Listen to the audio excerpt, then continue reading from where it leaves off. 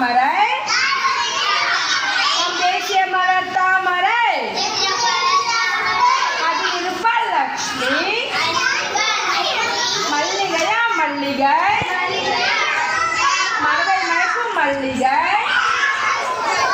அது வண்ணம் பெண்மை, எனக்கு பிடித்த மல்லிகை. ரோஜாவன் ரோஜா, பூக்களின் ராஜா ரோஜா, வண்ணமிகு ரோஜா,